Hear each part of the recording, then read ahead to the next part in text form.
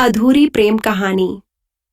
देहरादून की वादियों में, जहां मसूरी की ठंडी हवाएं देवदार के जंगलों से टकराकर प्रेम की सौगंध लेती थीं, वहां एक तंग गली में बसी थी माउंटेन मिस्ट नाम की एक छोटी सी कॉफी शॉप। यहीं शुरू हुई अनन्या और राघव की प्रेम कहानी, जो समाज की अमीर गरीब की खाई से जूझ रही थी। अनन्या 25 साल की थी, जिसके कैनवास पर रंग और सपनों की उड़ान उभरती थी। राघव 27 साल का, एक टेक स्टार्टअप का मालिक, जिसके दिल में अनन्या की हर मुस्कान बस चुकी थी। क्या उनका प्यार अधूरा रह जाएगा या मंजिल पाएगा?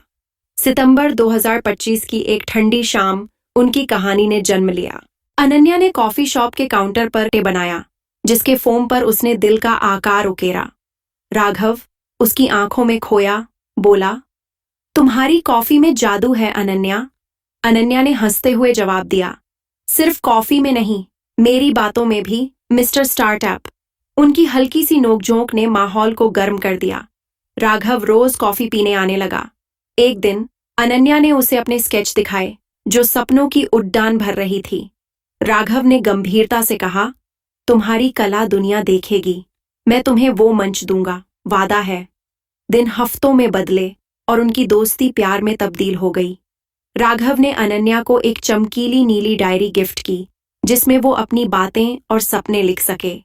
अनन्या ने उसमें लिखा, राघव का साथ मेरे सपनों को पंख देता है, उसकी हर बात मेरे दिल को सुकून की लोरी सुनाती है।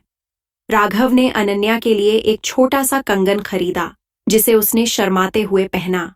मगर मसूरी की हवाएं सिर्फ प्रेम की फुसफुसाहटें ही नहीं लाती थीं, वो समाज की ठंडी नजरें भी साथ लाईं।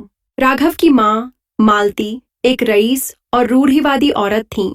जब उन्हें राघव की अनन्या से नजदीकी का पता चला, उन्होंने तुरंत बेटे को बुलाया। राघव, हमारी हैसियत, हमारा रुतबा, वो हमारी बराबरी की नहीं, ऐसी दोस्ती का कोई भविष्य नहीं। राघव ने विरोध किया, माँ, अनन्या मेरे दिल की धड़कन है, वो मेरे सपनों का हिस्सा है। मालती ने सख्त लहजे में कहा, या तो उससे रिश्ता तोड़ या मेरे घर से निकल जा। उधर अनन्या के दोस्तों ने भी उसे चेताया। उसकी सहेली रिया ने कहा, अनन्या, राघव अमीर है, वो तुझे बस टाइम पास के लिए चाहता है। एक रात मसूरी की घनी बारिश में अनन्या और राघव एक पुराने ओक के पेड़ेज के नीचे मिले। अनन्या की आंखों में आंसू और बारिश की बूंदें एक थीं। उसने राघव से पूछा, क्या हमारा प्यार इन दीवारों को तोड़ डाल सकता है? क्या तू सचमुच मेरे साथ है? राघव ने उसका चेहरा अपने हाथों में लिया और कहा, अनन्या, मैं तुझसे मोहब्बत करता हूं, हम मिलकर हर रुकावट को पार करेंगे। उसने अनन्या को गले लगाया और बारिश ने उनकी कस्में गवाह बनकर सुनी। मगर मालती ने राघव को बिजनेस के बहाने दिल्ली भेज दिया। अनन्या को एक गुमनाम चिट्ठी मिली, जिसमें लिखा था, राघव से दूर रहो, वरना तुम्हारी नौकरी और सपने खत्म हो जाएंगे। अनन्या का दिल टूटा, मगर उसने हार नहीं मानी। उसने अपनी कला पर मेहनत शुरू की।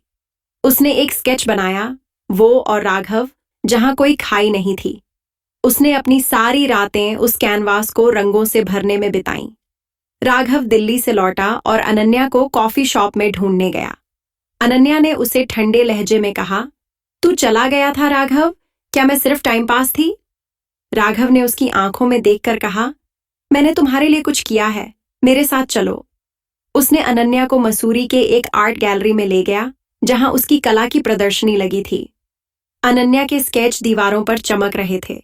लोग उसकी तारीफ कर रहे थे। एक स्केच में अनन्या और राघव थे, जो प्यार की अनंत राह पर चल रहे थे। अनन्या की आंखों में आंसू थे। उसने राघव को गले लगाया, तूने मेरे सपनों को सच कर दिया। राघव ने कहा, यह सिर्फ शुरुआत है। प्रदर्शनी की सफलता ने अनन्या को पहचान दी। उसके स्केच बिके और उसे शहरों से ऑफर आए। मालती, जो प्रदर्शनी में चुपके से आई थीं, ने बेटे की मेहनत और अनन्या की प्रतिभा देखी। उन्होंने अनन्या से माफी मांगी। बेटी, मैंने तुम्हें गलत समझा, तुम राघव की ताकत हो। अनन्या और राघव ने मिलकर एक आर्ट स्टूडियो खोला, जिसका नाम रखा माउंटेन ड्रीम्स। उनकी कहानी, जो अधूरी लग रही थी, अब मसूरी की हर गली में गूंजती थी। अनन्या ने अपनी डायरी के आखिरी पन्ने पर लिखा, प्यार वो है जो हर तूफान में साथ दे। राघव, तू मेरा तूफान और मेरा सुकून है।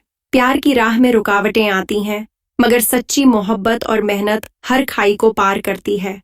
जब दोनों दिल एक दूसरे के सपनों को संवारते हैं, तो कोई दीवार उन्हें रोक नहीं सकती।